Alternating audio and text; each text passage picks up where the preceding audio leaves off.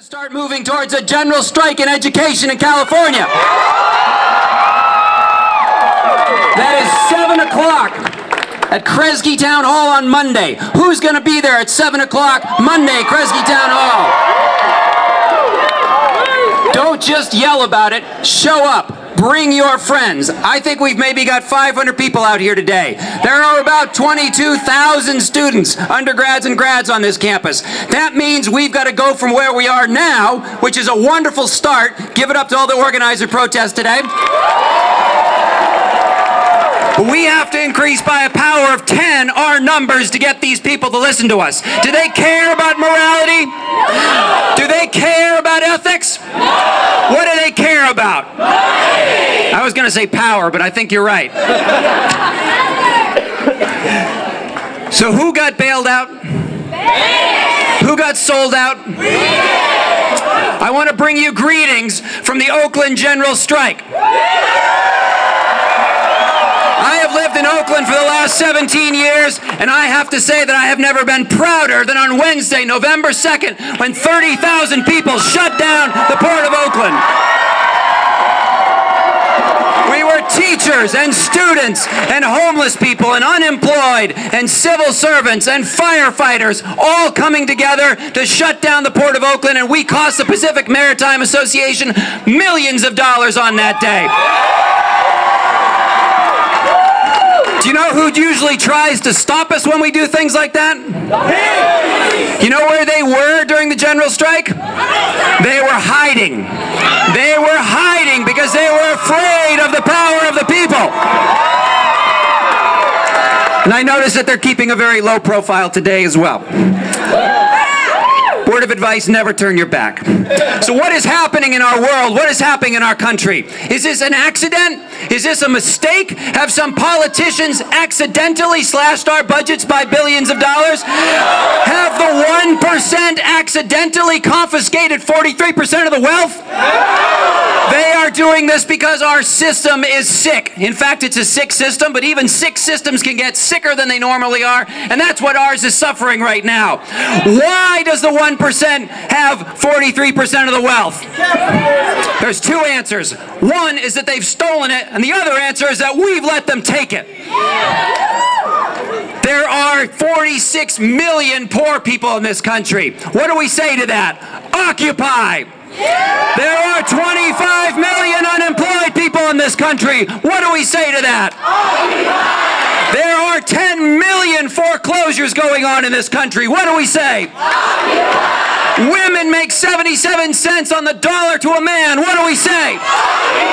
There are 2 million people in prison in this country. What do we say? They've deported 1 million people out of this country, undocumented immigrants in the last 2 years. What do we say? Why are we poor? Because they are rich. It is not that they are rich and we are poor. They are rich because we are poor.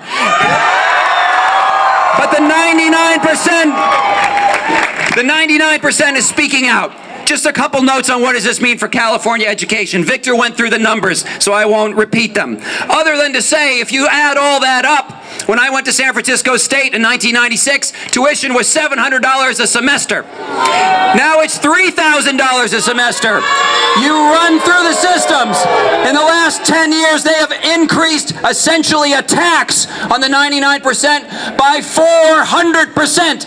They have increased taxes on the working class by 400%, while the rich pay nothing. They literally almost pay nothing. And what has that meant? Layoffs for UC workers. That has meant increased class sizes for us. That has meant wage freezes for the professors. That has meant that 50% of you, if you're lucky enough to graduate, won't have a job waiting for you when you graduate. So what do we want? What do we want? One, we have to start by thinking big. We want it all. We want all the money back. I have an 8-year-old daughter who goes to school in Oakland. On November 2nd, she and half of her teachers walked out in solidarity with the general strike. I have no intention of permitting this 1% to define the limits of what her life is going to be, and you shouldn't accept it for yourself or your children either. So what do we want? let's make some very concrete demands. Their system is beginning to crack. And what do you do when you see their system beginning to crack? You shove a wedge in it and you start to pound on it. So let's make this very simple so the politicians can understand it.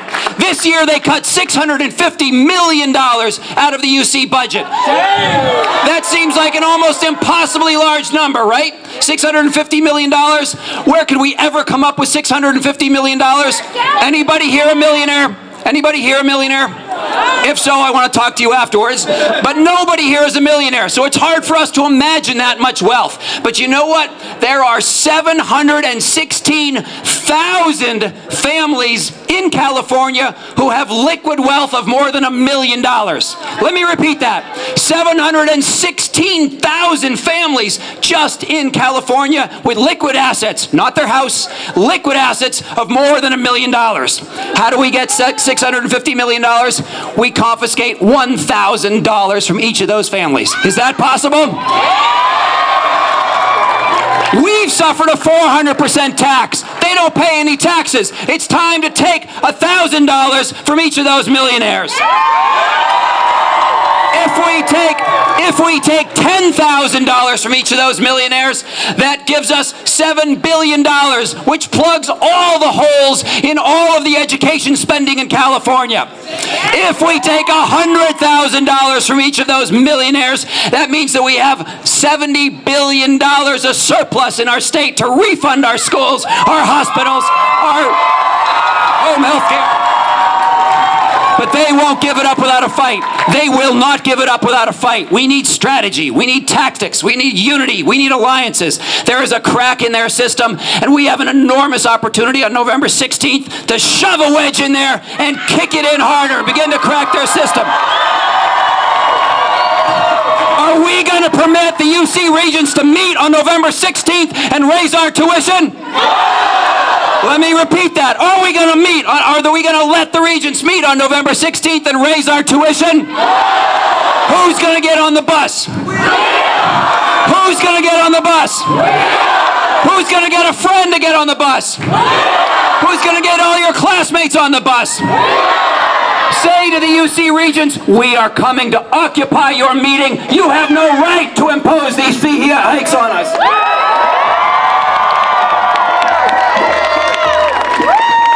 Today we march, but tomorrow we have to organize. That General Assembly meeting, Monday at 7 o'clock, you have to come and you have to bring 3 friends with you. We right now have 3 buses filled up going from Santa Cruz, 150 people. If we get more people, it'll be easy to get more buses. Don't worry about the space on the bus. We need 500 people from this university at a minimum to shut down the Regents. If we want a general strike in education, then we have to think of UC Santa Cruz as one of the strong points in our system, which is going to begin to break their backs. The ILWU, during the general strike in Oakland, the ILWU was able to use its strength on the docks to help other people. We have to use our strength as a unionized, as a multiracial, as an activist campus to help reach out to other people. If we can't defend ourselves, how are other people going to defend themselves? We have to be an example. We have to be the ILWU. We have to be the strong point. We have to be the people who the Regents are afraid of. So Monday at 7 o'clock, General Assembly. Get on the buses. Sign everybody up. Education is a right. They say no. We say fight. Education is a right. They say no. We say fight. Education is a right. They say no. We say fight. It looks like this, but the fight has to continue day after day after day. This has to be something consistent. Y'all know how long it took Berkeley to get ethnic studies? 10 weeks of striking. 80% of the student body not going to class for 10 weeks. Do you really think that a one-day fucking protest is gonna do anything? No. We need to be consistent and we need to build with each other. We need to get to know each other because you're surrounded by strangers right now. You're surrounded by strangers and you need to get to know each other. And that's gonna happen through organizing, that's gonna happen through building bridges. One of the biggest issues that I find historically being a part of these is that students of color don't feel welcome in white student organizing spaces. But if you don't go to those white student organizing spaces, the white students aren't going to learn what they need to learn, and you're not going to learn what you need to learn. I've been changed radically people from different communities. And that is going to be what builds this movement, and that's what is going to get us to do 80% of the student body doing a 10-week strike. Alright, so we have a lot to work with and a lot we need to do. But before I bring on the last speaker, y'all look like y'all need a little bit more entertainment, right? Y'all, you know, some poetry.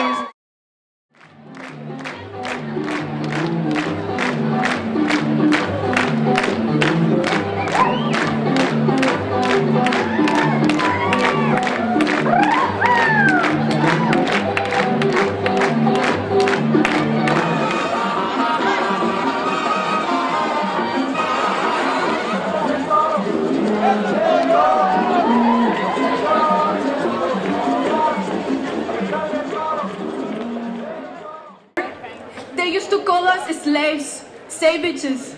Now they call us illegal aliens, criminal, gangsters. In the community of Watsonville, we have been fighting against the big corporate banks since long time ago, in particular Wells Fargo. Wells Fargo invests more than $5 million in anti-immigrant politicians, and they also invest in private prison corporations where mostly black and Latino descendants and undocumented immigrants are incarcerated. Just down the way in Aptos, seriously, y'all should get off the hill or go a little bit south of here to Aptos. Check out John Perkins this Monday, 7:30 p.m. at Cabrillo College. He's going to be talking about how the economic hitmen have ruined our economy and what we can do about it. And I want to invite you all. We got people in the crowd handing out flyers, so just grab one, inform yourself. With knowledge comes the power to affect the world around you. You can either be a pawn, or you can be a king or a queen. You know, the more you know about the world, the more you affect the world to your advantage. The less you know about the world, the more the world impacts you and affects you to its advantage. So that's it. You can get hustled or you can hustle. Watsonville Brown Berets represent. We're out. Seriously, look around, look to your left and look to your right. It is so beautiful to see such a diverse group of people here fighting for multiple reasons. It being the budget cuts, it being the fee increases, it being loan debt. They have all brought us here together to fight in solidarity against them. So please, please, please embrace this moment right now and don't let it die out. I worked for the past few years to ensure that I would get into an institution of higher education. But now that I am here, I've discovered that my greatest challenge will not be that final that I'm taking in 2 weeks, or that Spanish homework that I've been struggling to complete. Alright, I see. My greatest challenge here at UC Santa Cruz is my retention. In the past decade, the UC system has faced millions and billions of dollars in cuts. What does this mean for us? Departments are facing budget cuts. Faculty, tutors, and staff are being cut. Student resources are being cut. The state of California and the UC Regents have dropped the budget crisis on the shoulders of students and expects for us to balance their mismanagement. For the first time in history, students are paying more into the University of California than the state of California itself is. The sad part is, my story, your story, and our stories are not unique. They have become the normal in today's society. I don't know about y'all, but I am here to say enough is enough. And not just say,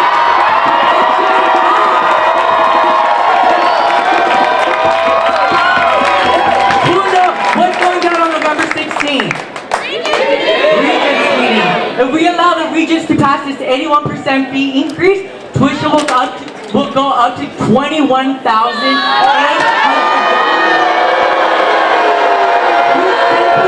Cannot allow this to happen, and I don't know about y'all, but I can't afford to let this happen. We owe it to those who came before us and to those who will come after us to fight. The UC system has been failing us for the past few years at the hands of corporate greed. And real talk, Quality, accessibility, and affordability are not at the minds of decision makers when they are making decisions that impact not only students, but faculty, staff, and workers. So I challenge you all right here, right now, sign up to get on those buses on November 16th and tell the state of California and tell the UC Regents, stop privatizing me and start making us a priority. It is up to us, the 99%, to occupy education. Are you with me? Are you with me?